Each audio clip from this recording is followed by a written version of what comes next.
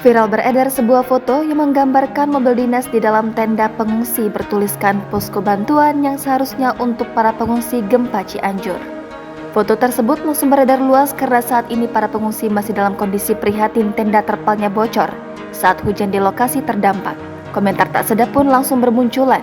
Pasalnya, pengungsi gempa di Cianjur, Jawa Barat masih banyak yang membutuhkan tenda bantuan malah digunakan tempat berteduh mobil dinas Kepala Badan Penelitian dan Pengembangan Daerah Cianjur. Tenda bantuan berwarna putih itu berasal dari salah satu produsen mobil ternama. Mobil dinas yang diparkirkan di dalam tenda bantuan tersebut terlihat di halaman parkir belakang kantor Bapelitbangda.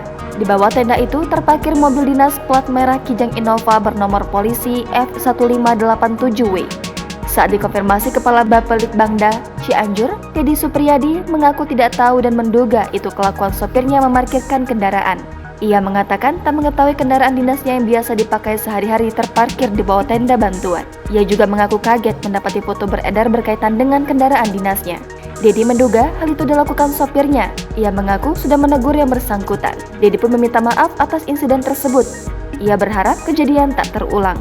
Menurut Dedi, saat ini tenda sudah dibongkar. Tendanya sudah diserah terimakan ke Satpol PP untuk selanjutnya didistribusikan untuk masyarakat di Desa Sarampat.